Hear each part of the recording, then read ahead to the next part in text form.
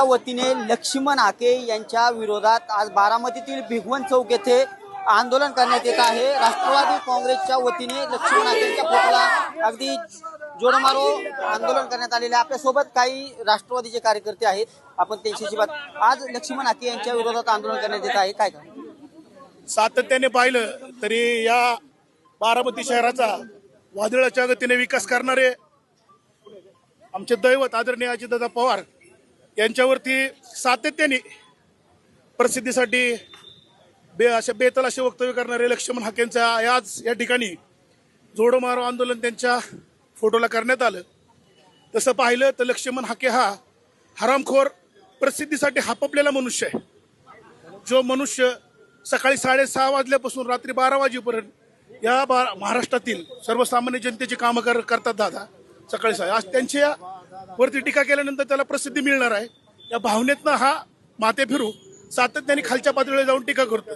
संविधानिकरित्या त्याला जो अधिकार दिलेला आहे त्यांनी रितसर त्या ठिकाणी मागणी करायला पाहिजे होती, पत्र द्यायला पाहिजे होतं। हा फक्त कुठं बसतोय कुठं बांधाव गांजावरती कुठल्या नशेत असतो आम्हाला माहिती नाही, आंदोलन पण ते वेगळं। लक्ष्मण हाकेंनी जर त्याचं अजितदादा आरोग्य जे बोलतोय त्यांनी बंद नाही ना केलं तर त्याला बारामतीत तो म्हणा तू येऊन गेला बारामतीत। आम्ही अजितदादांचे कार्यकर्ते एक शांतताप्रिय कार्यकर्ते आहेत। आम्हाला बारामती शहरात काय गोंधळ नको आहे। तुला एवढीच खून कमी असेल तर आम्ही तुला चॅलेंज देतो की तू येऊन दाखव इथं, फक्त याच्या अगोदर सांग तुला शासनाची Y+ दर्जाची सिक्युरिटी घेऊन तू रुबाब चोदवतोय। तुझ्यासारखा आजपर्यंत नालायक प्राध्यापक या महाराष्ट्राने बघितलेला आहे। काय सांगाल आज जोडमारो आंदोलन होतंय का? खरं तर लक्ष्मण हाक्याचा निषेध ही बारामतीकर निश्चितपणाने करताना तुम्हाला दिसत आहेत। लक्ष्मण हाके हा काय ती माते फिरू हा हाके आहे।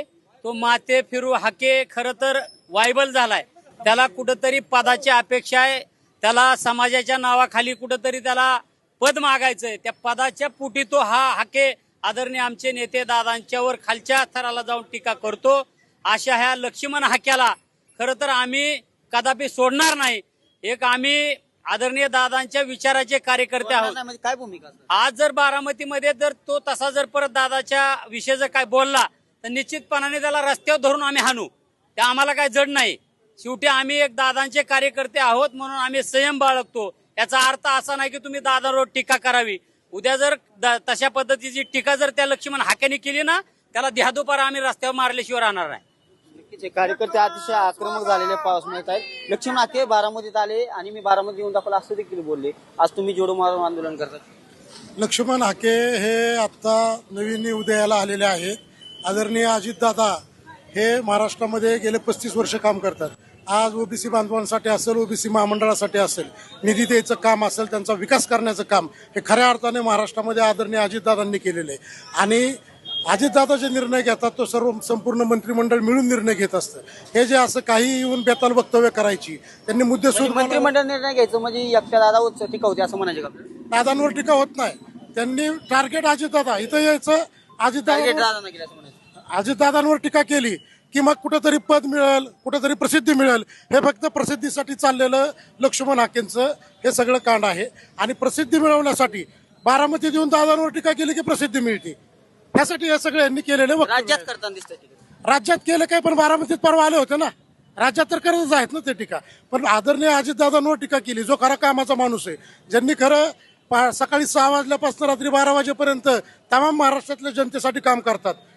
ओबीसी बांधवांसाठी सुद्धा खूप मोठं काम दादांनी केलेलं आहे। आणि उगाच यायचं आत्ता हे आलेले आहेत, 35 वर्ष दादा काम करतात।